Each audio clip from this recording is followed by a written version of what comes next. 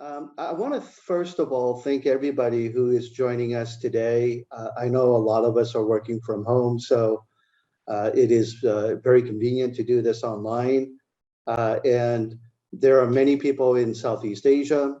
There are many people in other parts of East Asia, whether it's Korea, Japan, or Taiwan, or Hong Kong, as well as South Asia.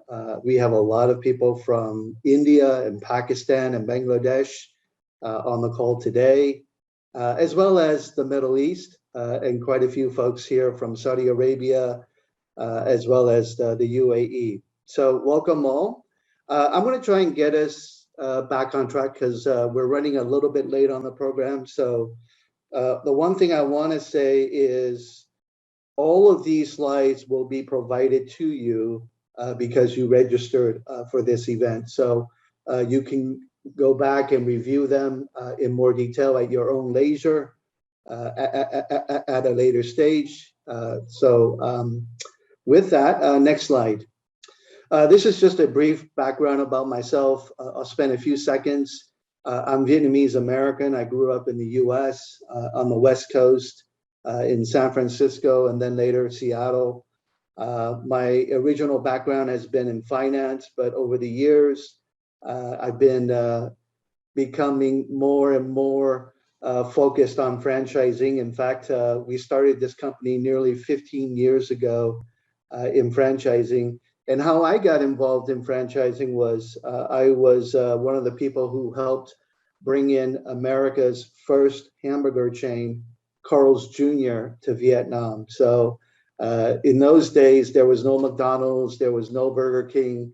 There was really nobody from America from a burger chain perspective. So, and of course, since then, we've had quite a few QSR brands, burger brands, pizza brands, etc. Okay, so just real briefly on the agenda before we get started. So it's broken up into 4 sections. The first is about why we should franchise the business. And then we'll get into the do's and don'ts of selling a franchise, the key steps to making your business franchisable, if that's the route you want to take. And of course, some of the markets that are hot today for international franchising. So here you can see there are lots of good reasons for why you want to franchise your business, okay?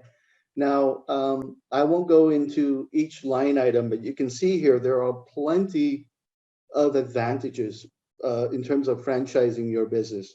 One of the main reasons is to grow very rapidly, and we grow rapidly utilizing other people's money, other people's human resources, their networks and their connections to real estate in that particular market, etc. So the bigger we grow, the more power we have as a brand, as a business, right? The more marketing power that we have, the more ability we can negotiate with partners, as well as suppliers and vendors, and the like. So there's lots and lots of advantages in terms of growing big. And in fact, every business needs to grow, right? That's just a fundamental fact in business. If you're not growing, you are going to be losing at some point in the future. That is why you see companies like Intel and Microsoft and Facebook and Google, always and always they're looking to grow, because without growth, someone else is going to surpass them.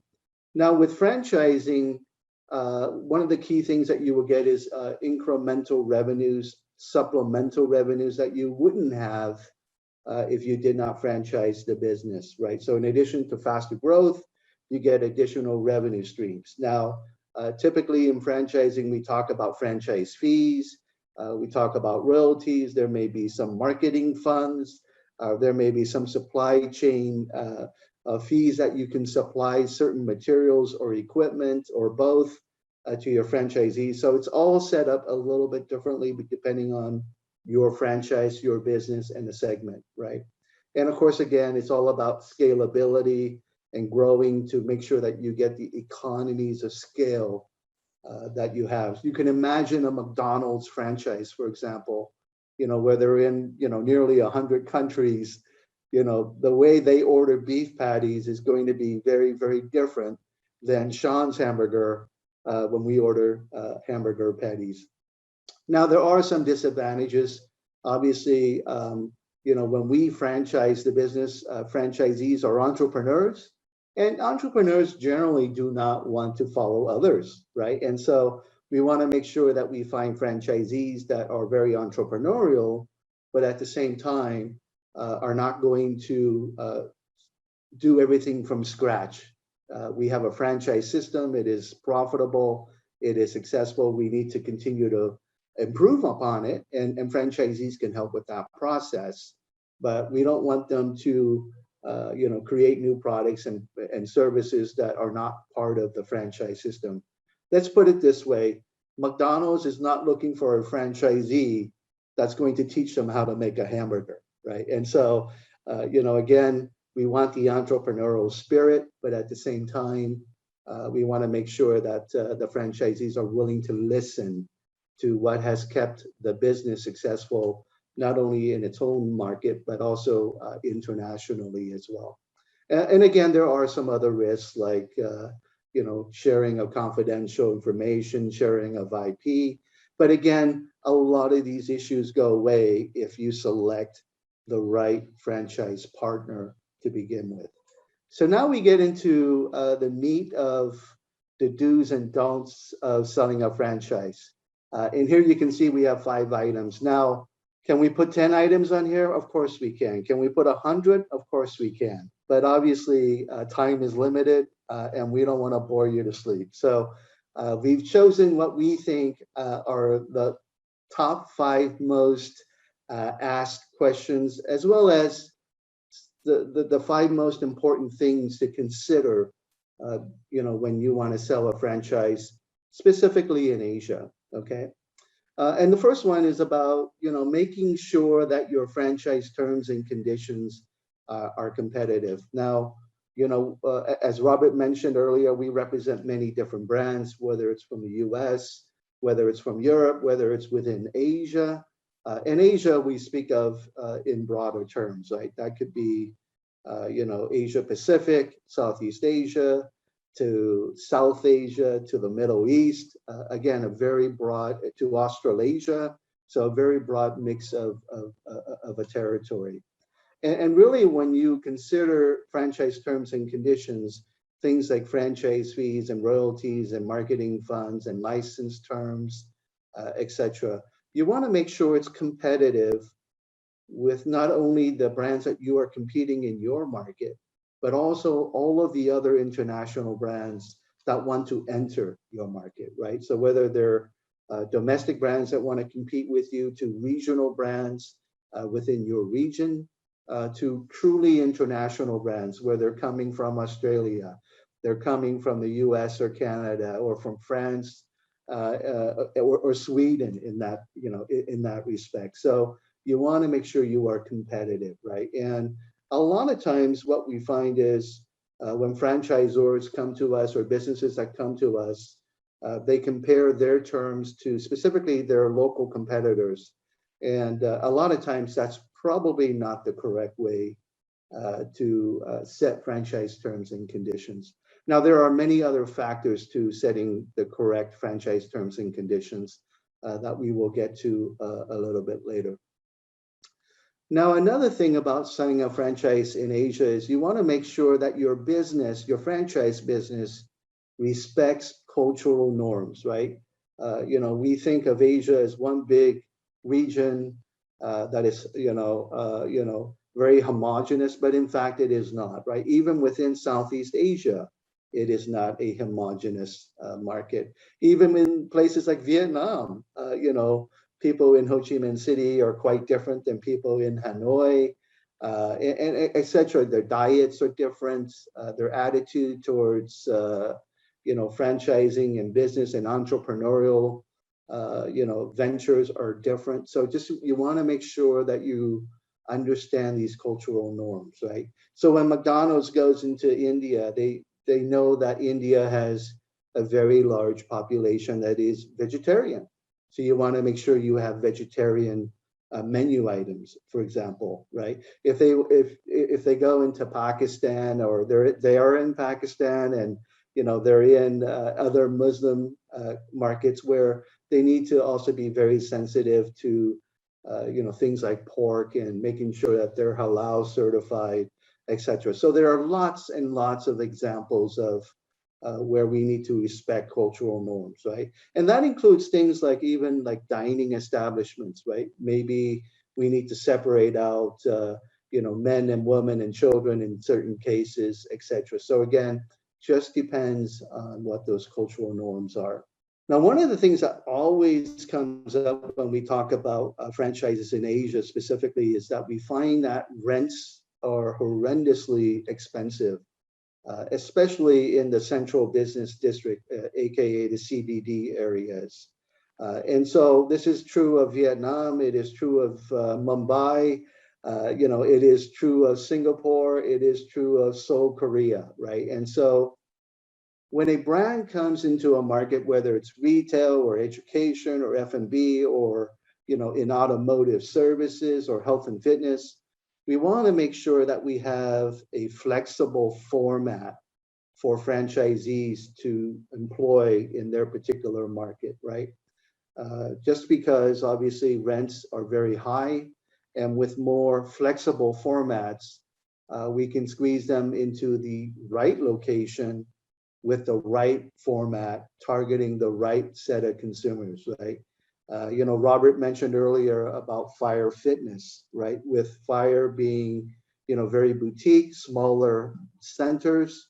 And so what that means is putting them in smaller space, but probably in an area where there is a lot of CBD, target market that you want to focus on. So again, flexible formats is key. It doesn't mean you can't have flagship and large formats. Oftentimes when you come into a country, you have to have those larger formats, right? A great example of that is Ace Hardware, right? One of our clients in 70 plus countries, they have very big stores and they also have smaller stores, right? And so again, it's really about offering flexibility when it comes to the size. And a lot of focus should be put on in terms of training and not only the opening support but the ongoing support. So again, what we're finding is a lot of franchisors are choosing to use a hybrid training program where a lot of it is online and a lot of it is offline, right? And so when we are allowed to travel, of course, we can visit the franchisor's country. We can go to the franchisees market and help them run the stores the first couple of weeks, for example. But again, what we're seeing again is there is a growing trend towards online versus offline as well. And online is great too, having some sort of an intranet system in place where you as the franchisor can share new products and services, new information, share best practices with your franchisees around the globe very efficiently without having to send books and materials and manuals that are really just old school, right? And one of the other things too, and this goes back to having a good, strong working relationship with your partners. And this goes both ways between franchisor and franchisees. We want to make sure that there is constant communication. It isn't about criticizing one party or the other, but really just working together for mutual success. If the franchisee is successful, the franchisor is successful. If the franchisor is successful, they're going to help the franchisee be successful. So again, you just want to focus on those things. And then again, as a franchisor, beyond just getting your franchisee up and running and profitable in the first couple of years, as a franchisor, your responsibilities also includes things like R&D, research and development, making sure that we're coming out with new products and services that are relevant to the markets that our franchisees are in and relevant to the markets that we operate in as a franchisor back home, right? And so some of the leading franchisors that we have seen, we'll travel halfway around the world to do physical quarterly business reviews with their franchisees. Now, this is, very high, a very high standard that they set. But in the cases where brands are able to do this, we have found that their franchise system has been very, very successful internationally. Again, every brand is slightly different. Now, the good news is there are a lot of franchisors within Asia where that travel isn't as horrendous as it would be from Europe or the US or Australia. And so therefore, ideally, these types of business reviews and support systems are very important, right? Now, the don'ts of selling a franchise, could easily be just the reverse of what we just said, but we decided not to do that. Just to give you a few more ideas about what not to do, when selling a franchise. And one of the things that we want to, make you aware of is that sometimes franchisors come to us and they have a very specific idea or profile of an investor or a franchisee. And they're like, Sean, VF, all the big companies in Asia. Surely you can just call them up and, they would be interested in our brand, right? And yes, we do know many of them. Nobody knows everybody, but we know a fair amount, right? We've been in the business for a long, long time now. We visited every single country that we've covered. And so, we have that list, but reality is there, some of those big companies, in fact, many of those big companies are not likely to do your franchise, right?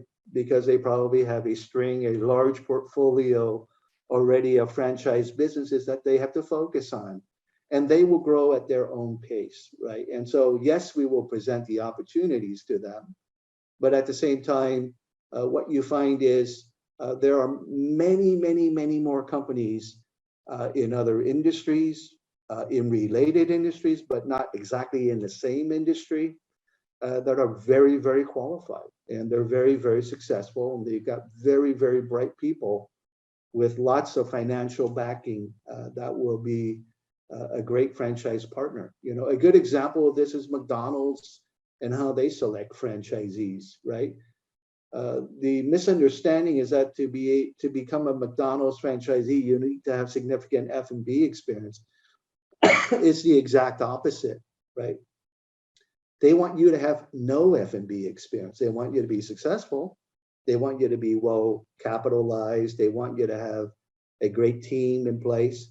But in terms of running a fast food hamburger franchise, they are the expert. They will train you to be the expert, right? And so again, you want to make sure that things are, not as restrictive as they should be. And also, we run into an issue where, some franchisees accept the first offer from a potential franchisee, right? And so again, as a franchisor, you need to make sure you prioritize the markets. But at the same time, money is only one part of the equation. You want to make sure that when you agree to a franchise agreement with your partner, that they are the right partners, that they are, a good fit for your business. They communicate effectively. You get along with them, right? Because, in all honesty, your team is going to be interacting with them on a daily basis. And also, point number 3 is don't restrict your options when franchising, right? So, in franchising, we have something called an area franchise, and that usually requires somebody to commit to opening multiple units in a specific territory. So a territory might be a city within a country. It might be a region within a country, or it may also be the entire country itself. So depending on the specific markets, it makes sense to offer an area franchise agreement with those factors in mind. Now, when it comes to master franchising, it is exactly the same as area franchising, with the option to sub-franchise or to sell that franchise to others within your territory. So you have that right to sub-franchise. And as a master franchisee, you're able to obviously collect royalties and franchise fees from your sub-franchisee, but at the same time, you're expected to support them as well because of that role of you as becoming the franchisor for that particular market. And number 4 really goes back to, some franchisees really are very, very ambitious. They're very, very successful, and they want multiple markets. And the reality is, in our experience, we have found that there are very, very, very few companies that can operate franchise systems in multiple markets as franchisees. And so therefore, you want to make sure that you may have a great franchisee. The first thing is to make sure that we focus on that one particular territory. And if they insist on having more than one territory, the question then should be, how are you going to be able to do this? Do you have 2 separate teams in these 2 different territories, for example, that are able to do this and to execute on it, etc.? Do you have existing businesses and infrastructure in these territories as well, right? So again, be very specific. You can always grant additional territories once a franchisee has proven their ability to be successful with your franchise system. And one of the last things that on this particular don'ts is, do not wait to get the proper legal franchise advice. And this is something that Ms. Tu and Tillicky and Gibbons will expand on later. But this is one of the first things that you should be doing, is making sure that you're protecting the IP well before you begin to promote and advertise franchises, in your targeted territories. There are way too many cases, and this has happened to very big companies as well as small companies, where franchisors did not do a very good job of protecting their IP, and now they can't enter these markets because of the fact that it's being held up in the courts, and it's being disputed, it's being infringed upon. But you have to realize, when you go into a foreign court, that court is more often than not going to favor the local party versus you being the foreign party again. So again, you want to make sure you get the proper legal franchise advice. So what are the key steps to making your business franchisable? One of the first things you want to make sure is determine if your business is franchisable. And what that means is your business successful? Do you have more than one unit in your particular country or area or territory within a country, right? Is your business coachable? Can you train somebody to run your business from afar? And if the answer is yes to these things, there is a very, very good chance that your business is franchisable.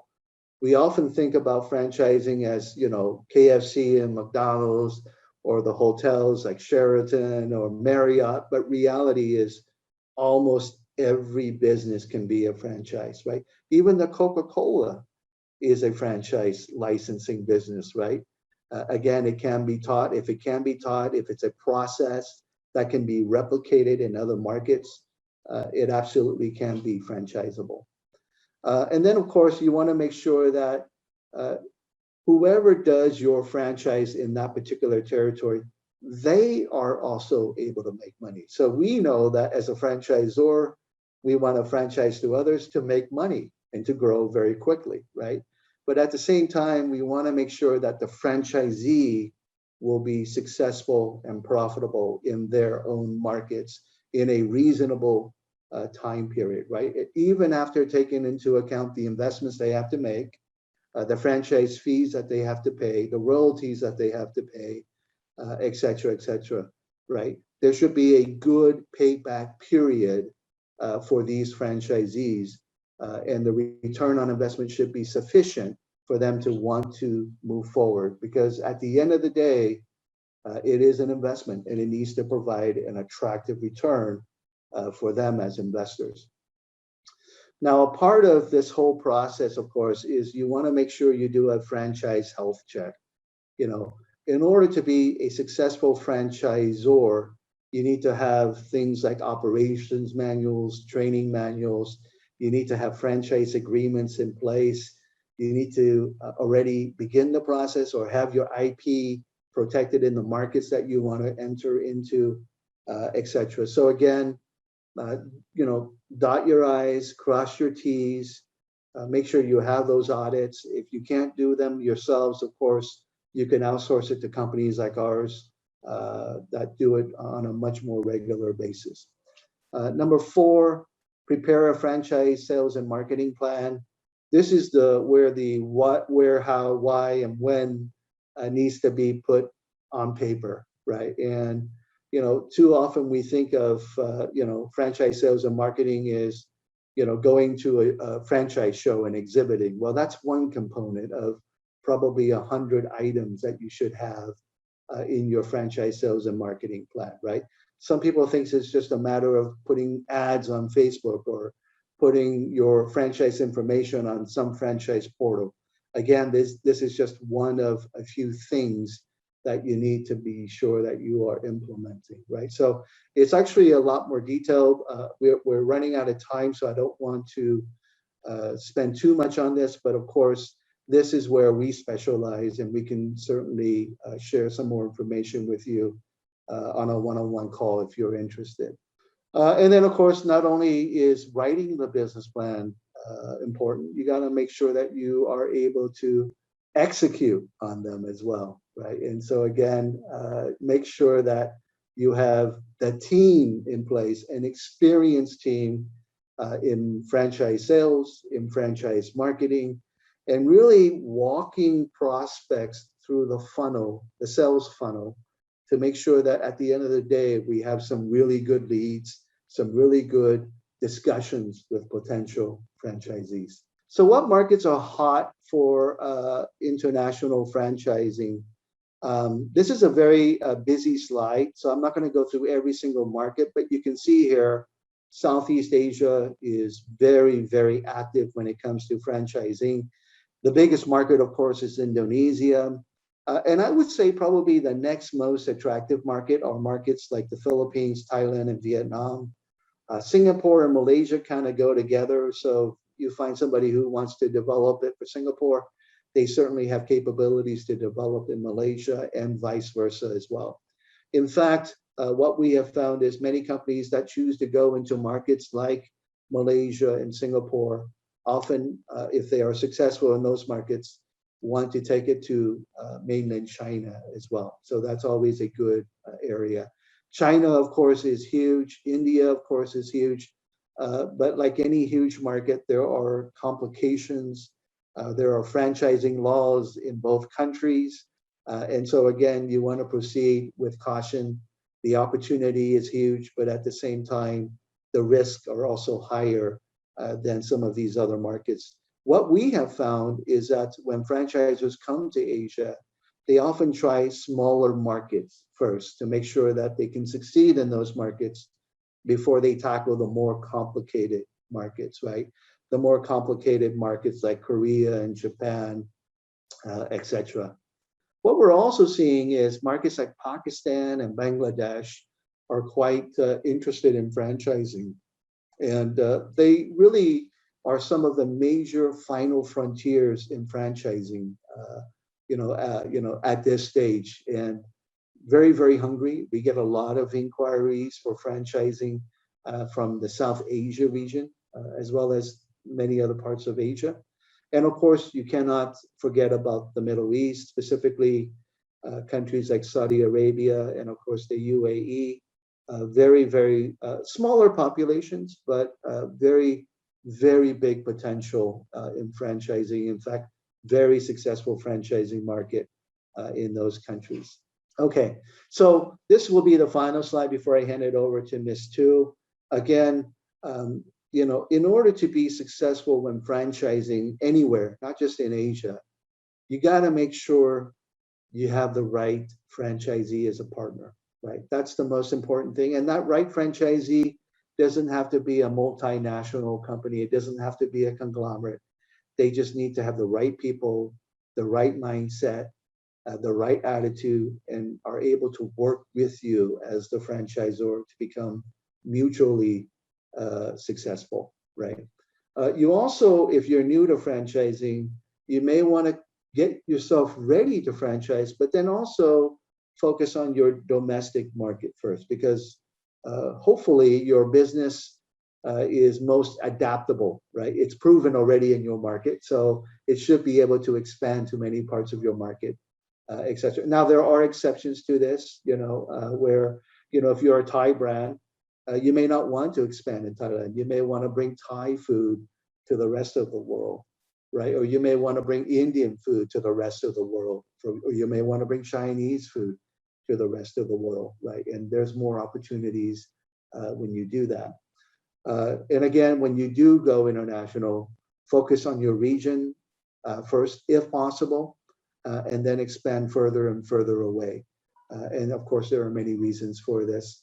Now, as a final thought, franchising can be quite successful for both franchisor and franchisee.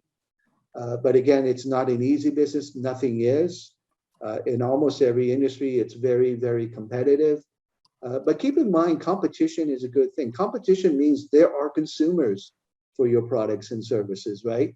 And really, as a franchisor, as a franchisee, your question should be, can I make this business, can I differentiate it so that it can be very successful in my market, right? And that's the key to business success. It's the key to franchising success as well.